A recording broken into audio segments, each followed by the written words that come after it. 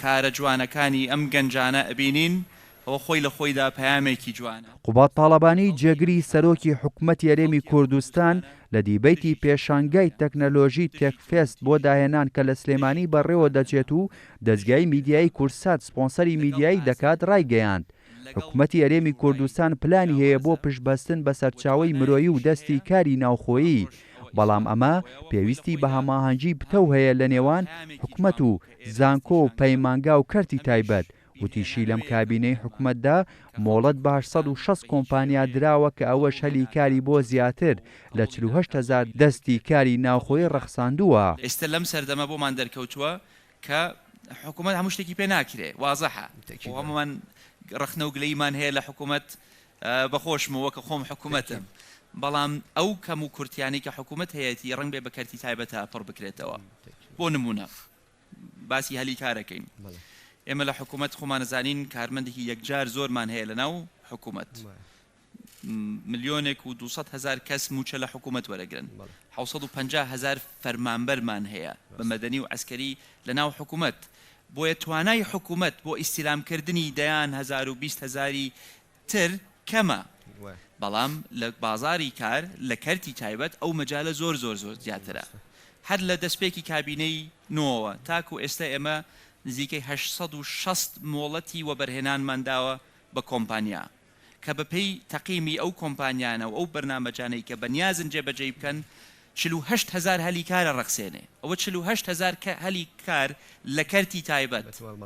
ئەمە ئەو زەختەی کە ئەمڕۆ لەسەر حکوومەتە کەم ئەکاتەوە. قوبات تاڵەبانی ئاماژەی بە هەنگاوەکانی حکوومەتی ئەلیکترۆنیش کرد و وتی بۆ سەرخستنی بە ئەلیکترۆنیکردنی دامەزراوەکان پێویستیان بە سەرچاوەی مرۆیی ناوخۆیی هەیە. سەرخستنی ئەو بابەتەش لە ئەولەویەتی کارەکانی ئەم کابینەیە بووە. ئێمە بەرەو حکوومەتێکی دیجیتاڵی و ئەلکترۆنی ڕۆین. بۆ ئەم مەبەستە پێویستمان بە توانای خۆماڵیە. من ئەتوانم بچم SAP، Oracle، مایکرۆسۆفت، IBM ئەمانە بێنم، بەڵام ئەم کوردیزانیان نییە. خۆیان هاتوانن سیستمێکم بۆ دیزاینکەن کە بگونجێ لەگەڵ ئەو پێداویستیانەی خۆمان. ئەوە ئەولەویەتی ئێمەیە و بەرنامەی ئێمەیە و ئەمە چیتر هەنگاوێکی نەزەری نییە کە من وەکو فکرەیەک باسی بکەم لەگەڵتان.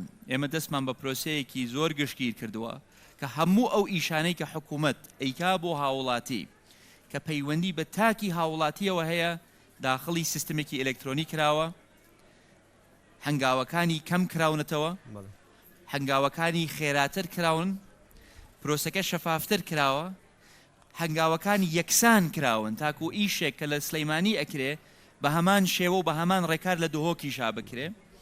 ئەمە دەستمان بەم پرۆسەیە کردووە، 100 خزمەتمان هەڵبژاردووە کە ئەو خزمەتانن کە زۆرترین مامەڵە و زۆرترین هاوڵاتی پەیڕەویانەکایان بەکاریانە هێنە بۆ ئەوی لە ماوەیەکی نزیکتا بۆتان ڕاگەیانین چیمان لەو 100 خزمەتە کردووە لە پێناوی باشتر ڕایکردنی ئیش و کاروباری هاوڵاتیان. هەر لە دیبەیتەکەدا جێگری سەرۆکی حکوومەت یاریێم ئاماژەی بە هەنگاوەکانی حکوومەت کرد بۆ دروستکردنی هاوسەنگی لە نێوان کەرتی تایبەت و کەرتی گشتی و ڕایگەیاند بە ڕێخستن و پێشخستنی یاسای خانەنشینی لە کەرتی تایبەت هاوسەنگی بۆ بازاڕی کار دروست دەبێت. کێ لە کۆمپانیا ئیشەکە؟ کارمەند مۆزەف. ئەو مۆزەفەش ئەبێت تۆمار بێ لای حکوومەت تاکو شایستەی خۆی وەربگرێت کە دەستەبەری کۆمەڵایەتیە یاخود ئالێتێکی خانەنشینیە.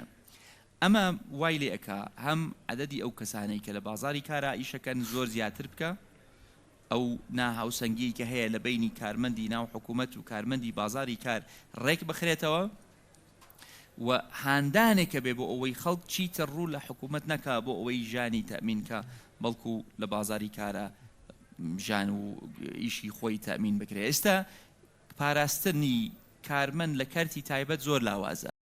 بە سەرپەرشتی تیمی گەنجانی نووسینگەی جێگری سەرۆکی حکوومەت یاریێمی کوردستان و بە بەشداری قوبات تاڵەبانی فستیڤاڵی ساڵانەی تێکفێکست بۆ گەنجانی داهێنەر لەسەر ئاستی کوردستان بۆ بوارە جیاوازەکانی تەکنەلۆژیا کرایەوە و دەستگای میدیایی کورساتیش سپۆنسەری میدیایی دەکات.